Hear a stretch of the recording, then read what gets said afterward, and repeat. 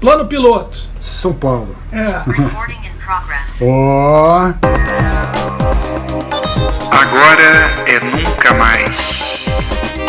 Cláudio Vigo e Carlos Pontual conversam sobre música e sobre tudo mais.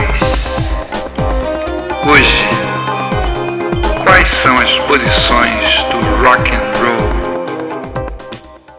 Cara, eu vou começar essa conversa nossa aqui com um vídeo que eu vi e que eu achei a coisa mais assim emblemática disso tudo que a gente vai falar e que eu acabei rindo e desligando o vídeo.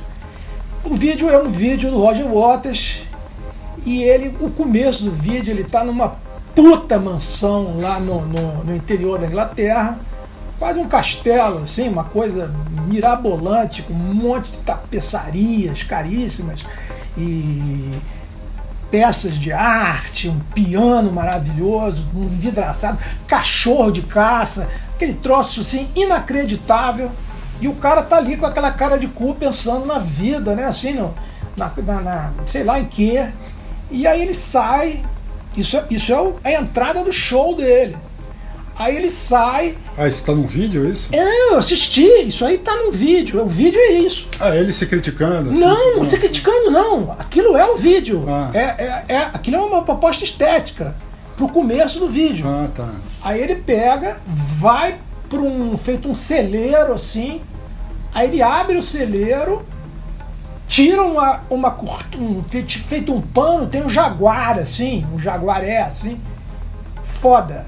Aí ele entra dentro do jaguar, liga e vai para aquelas estradas na Inglaterra pequenininhas, né, aquelas coisas, e ele vai embora. Aí ele para, estaciona numa parada assim, aí bota aquele macacão de guerrilheiro, entendeu? Assim, aquele troço assim, e sobe para tocar o The Wall e faz um puta discurso contra o sistema, não sei o quê. Aquilo não era uma piada, entendeu? Mas é risível. Ah, você não acha que tinha uma autoconsciência dele? Não tinha. Que louco. Não tinha. É assim... Cara, será, bicho? Não, a troco de quê? Não era. Se aquilo fosse, vamos dizer, autoironia... de consciência, sei lá, ó, eu sei disso de mim. Eu sei que eu sou bilionário. Não, eu acho que é uma autoironia. Ali não cabe. Você acha que não Inclusive tinha? porque ele não é uma pessoa de autoironias, né? Ele é o cara mais sério. Esses caras todos, ele vem de um discurso meritocrata, né? É sempre, sim. A história é sempre do que era igual. Eu vim, como é que é? Vini Vence. Como é que é em latim? Vini Vence. Isso, O cara... São os baby boomers, né, cara? A geração auto-intitulada, né? Os caras saíram todo mundo do lodo, morando em Birmingham e não sei aonde, num conjunto daqueles E chegou a morar num castelo de nobre. Isso aí. E todo mundo ganhou título de Sir, né? Que lá, alguns não aceitaram, a maioria aceitou. A maioria aceitou.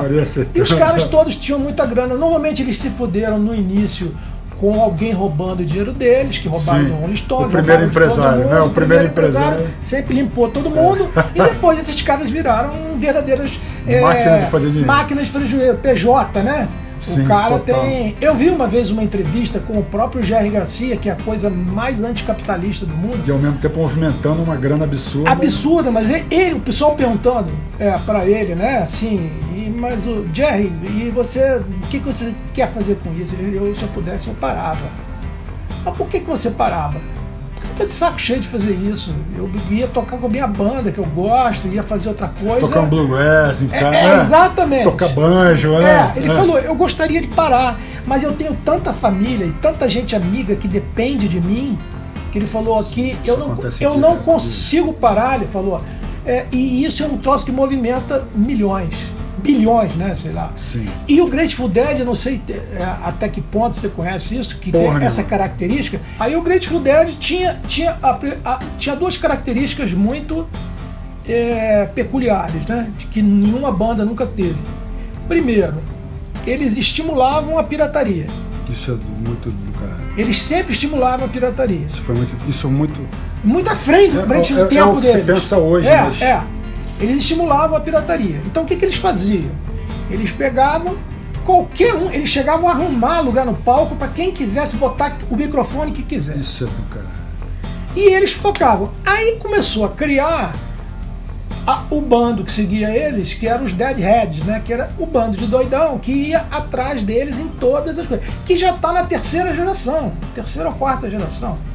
Tem garoto de 20 e poucos anos que continua seguindo. Agora, depois que o Jerry Garcia morreu, ficou diferente. Mas ainda tem. Pra você ter uma ideia da maluquice disso aí, como é que é o nome daquele? o Bob Weir. O Bob Weir fez uma banda sem o Phil Lesh, que é o baixista, que fez uma outra banda também para ganhar um qualquer. E o Bob Weir botou o primeiro pessoal do The Fish, que é uma imitação do Grateful Dead, e depois botou aquele guitarrista Maia, John Mayer, fazendo o papel do Jerry Garcia na história. E aí ele botou o nome da banda Dead and Company. Foi na tour que eles fizeram, foi a tour mais lucrativa de todas dos Estados Unidos. Foda, hein? Do ano. Foi a tour mais lucrativa. Então eles estão cagando pra esse negócio de pirataria. Eles ganham dinheiro em show. Eles andavam de caminhão levando aquele negócio. E aí eles reinvestiam o dinheiro deles.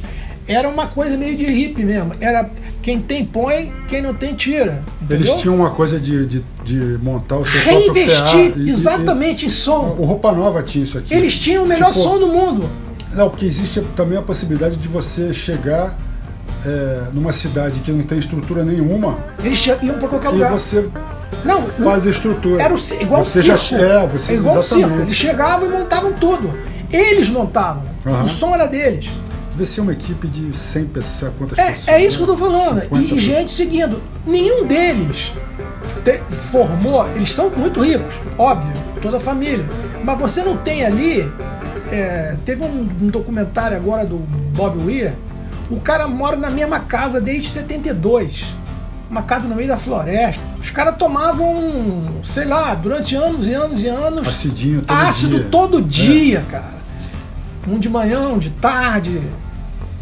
Então a cabeça dos caras era outra coisa. Então você não pode, assim, vamos dizer, colocar o Grateful Dead como uma coisa, assim, vamos dizer, de um capitalismo meritocrata imediatista, entendeu? Tanto é que a biografia deles é uma coisa muito diferente, bastante comunitária. Tem algumas outras bandas, tipo Fairport Convention, que é uma espécie de novos baianos ingleses, todo mundo morava junto e fazia isso. O próprio Jefferson Airplane tinha também um senso de comunidade, não era também essa coisa. Agora, se você pegar essa turma toda, que todas essas outras bandas, esse povo fazia muito dinheiro. E esse povo nunca teve nenhuma crítica ou nenhuma coisa ao status quo, né? Pelo contrário, a primeira coisa que o cara fazia, comprava uma casa em Los Angeles, cheirar pó e tomar champanhe no gargalo, né? Até gastar o dinheiro todo. Era uma coisa muito hedonista, né? Você não tinha nada disso. Eu não estou dizendo necessariamente que esse tipo de comportamento é um comportamento de direita. Não necessariamente.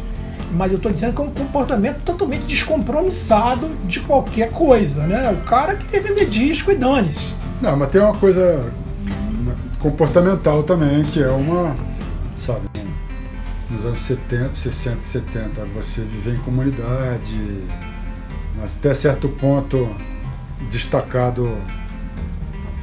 Tem alguma... Não, mas não eram todos. Eram essas bandas que eu estou falando aí. Tinham outros. Credible String Band também vivia assim. Mas você tinha falado do rock de direita. Hoje é uma coisa fortíssima. Você tem caras como, por exemplo, Ted Nugent. Você tem o Brian Setzer do Stray Cats. Brian Setzer também? Também. O cara como é que é mesmo? Orgulho Branco, Ku Klux Klan, Morte aos Pretos, essa coisa toda. Você tem o Eric Clapton, negacionista de vacina. Você tem o Van Morrison, completamente pirado. Eu assisti um show do Van Morrison ao vivo, Foi a pessoa mais antipática que eu já vi num palco foi ele. Ele proibiu fotografia de todo mundo e ele dava esporro nos músicos o tempo todo.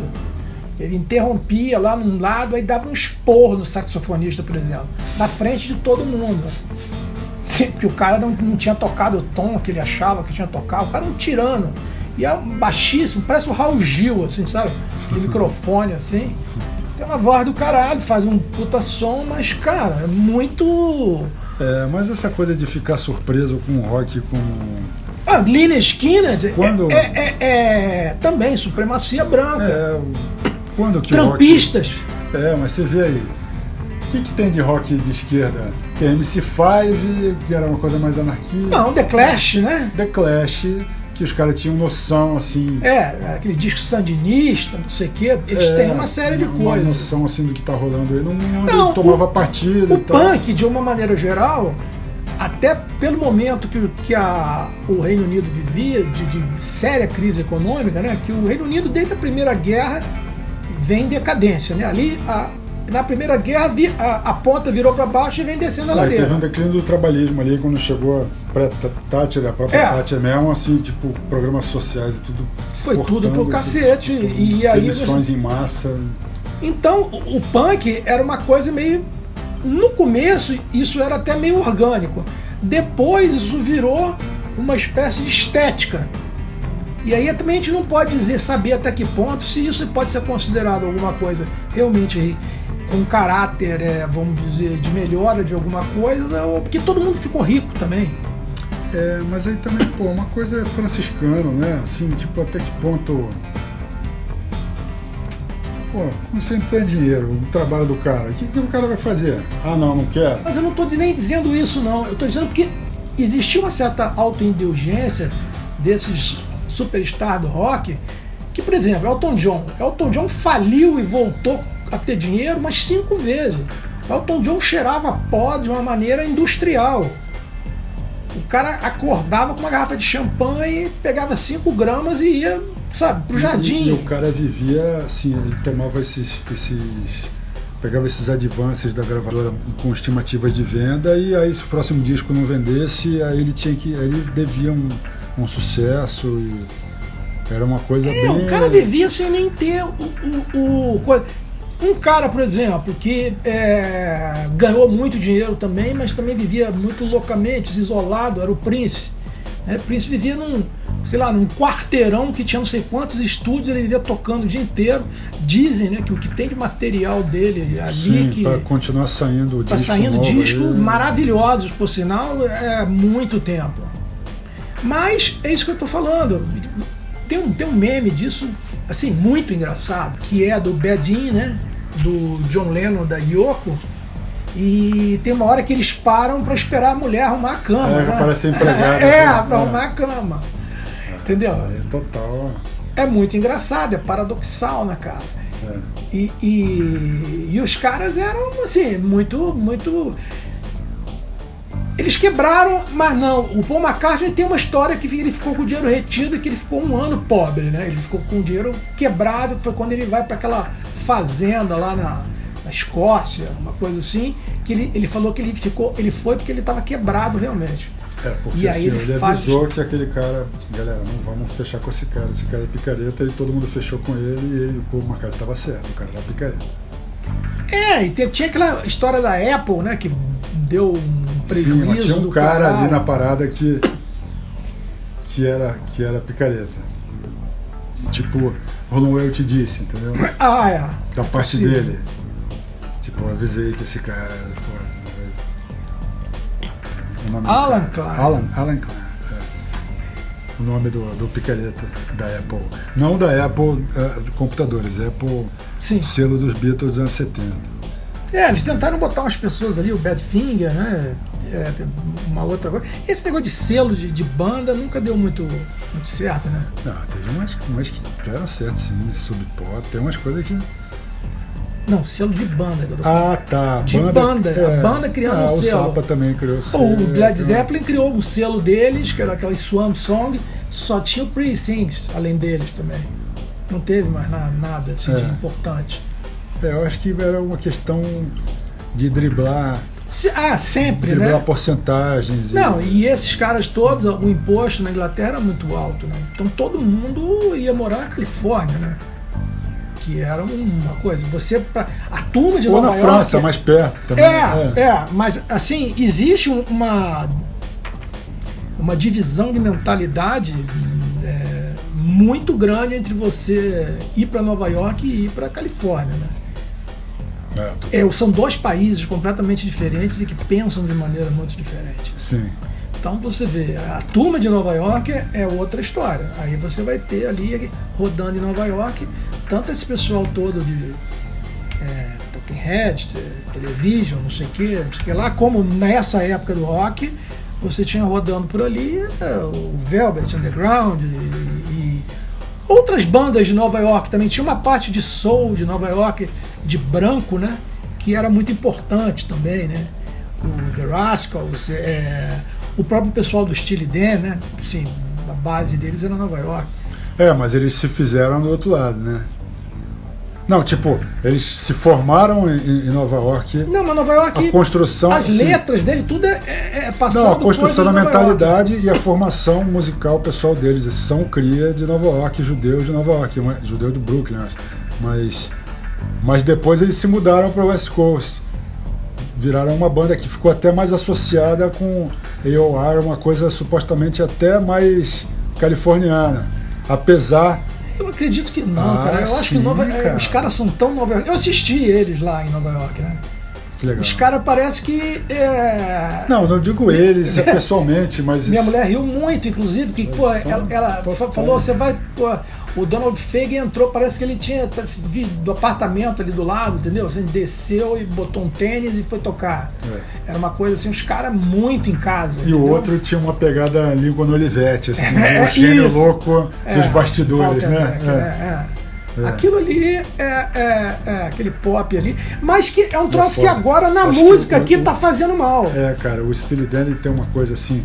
Você vê o Ed Mota se destruiu por causa do Steely Dan, né? Se fala muito da coisa da sonoridade do Steely Dan, assim, mas eu acho que um grande diferencial deles são as letras, cara. Tipo, as letras são muito foda, cara. Sempre uma coisa muito urbana, meio filme no ar, tem uma coisa cínica e tem umas coisas nostálgicas, sempre umas imagens super interessantes, assim, e eu acho que é um lado do Steely Dan que se fala menos. Possivelmente também porque pouca gente tem condição de entender isso. Aqui no Brasil, pelo menos, mas o lugar... Mas mesmo nos Estados Unidos, você vê um pessoal muito até trumpista ouvindo Steely Dan e tal. Cara, o Jeff Skunk Baxter... Sim, outro louco. Sabe? Sei, ele dava aula pro Pentágono. Não, ele é consultor do Pentágono. Né? Mas de uma coisa técnica de armamento. De armamento, isso aí. Ele começou a escrever colunas numa revista de armas e aí contrataram o cara, bicho. É verdade, eu sei disso. Uma coisa de balística, uma coisa muito técnica. Então chega o cara, aquele hippie velho, gênio da guitarra, direitista pra caralho, consultor do Pentágono. Cara, não dá muito pra você entender isso. Mas eu acho um personagem fascinante. Não é um cara que de repente eu vou querer ser amigo do cara, mas é um personagem. Só nos Estados Unidos uma porra dessa podia acontecer. Essas bandas DIT, né, essas bandas do Sul, todas elas, a grande maioria eram de direita. A única exceção era o Allman Brothers, que eram amigos pessoais de Jimmy Carter. Então era a única banda democrata, vamos chamar assim, que pegava e fizeram campanha pro Jimmy Carter na época. Olha que legal, não sabia disso não. Eles fizeram campanha o tempo todo pro Jimmy Carter. Surpreendente. E isso não é um dos únicos. O resto, o pessoal do Sul, de uma maneira geral, é bem reaça. Sim. Por que ignorância, né? Muitas vezes. É complicado porque você tem essa história, aquilo ali tem muita história. Eu acho que essa guerra civil, cara, aquilo criou feridas ali que não cicatrizaram, ainda vão demorar muito para cicatrizar. Os caras ainda estão, e eu acho que o trumpismo se aproveitou muito disso, os Estados Unidos são vários países, né, cara? São. Né? Mais do que aqui. Aqui também tem, mas assim, lá é mais. Pelo menos uns 4. Né? Pelo menos 4 jeitos de pensar diferentes. Você pega um cara de Dakota do Sul e pega um cara de New Orleans, você parece que vivem em lugares completamente. Países totalmente diferentes. Um cara de Seattle, um cara da. Sei lá. Nova York. Nova York nem diferente. Quase não é Estados Unidos. Não é. Nova York é um Luxemburgozinho ali, é uma ilha separada. Assim. Tanto é que o Trump, apesar de ser de lá, né, perdeu muito por ali. Né? Não foi eleito lá. Não. Perdeu feio. Todo mundo conhecia mais ele, né? Essa merda daqui. O cara ele é assim, um símbolo de Nova York, daquele Nova York de Wall Street, né? Eles construíram muito, o pai dele foi um grande construtor. Então muitos daqueles prédios, daquelas coisas, foram eles que construíram. Né? Ele, que a primeira mulher dele é de máfia russa também. A mãe da Ivanka tem uma pegada com qual é esse nome, Ivanka? Tem uma pegada com máfia russa. Eu não tenho, assim, eu tenho uma antipatia pela figura histórica, eu nunca gostei dele. Nossa, que isso, antipatia é pouco. E mesmo aquele programa que tinha na televisão. Agora, você vê, tem certos caras. Tem uma historinha que o Bowie, na época que estava em Berlim, aí o pessoal diz, não, era muita farinha. O cara estava cheirando tanto que ele ficou maluco. Teve um momento. Mas ele teve um momento que ele fez discursos totalmente nazistas. Em relação àquela estética também. Aquela coisa nietzschiana, do super-homem e tal. Mas eu acho que dá para dar um desconto na farinha ali, de doideira do ego e tal, mas momentos. Ele diz que não lembra, durante de 2, 3 anos da vida dele, ele não lembra. Mas vamos dar um fecho então? Então, dá um fecho aí. Então, se você for parar para pensar, nunca houve, né, na realidade, algo que a gente possa colocar o rock com uma posição ideológica definida, né? Isso aí aconteceu num momento ou no outro, em coisas como o Rock in Opposition, né, no Rio, que era todo ele de vanguarda revolucionária. Você tem outras bandas, você tem, por exemplo, indo para o jazz, o Charlie Haden Liberation Orchestra, que fez um disco todo com músicas da Revolução e da Guerra Civil Espanhola, e por aí vai. Então, na verdade, o que a gente sente é que esse trumpismo e essa excesso de direita no rock é muito mais um sinal dos tempos do que um problema propriamente da música, que na verdade isso aí é uma questão do tempo que nós estamos passando e vai muito além dessa discussão aqui. E da geração que estava envolvida com uma coisa nos anos 80 e agora, né, atravessou décadas e chegou aí se sentindo excluída do pirão. Eu acho que passa por aí também. Agora é nunca mais. Cláudio Vigo e Carlos Pontual conversam sobre música e sobre tudo mais.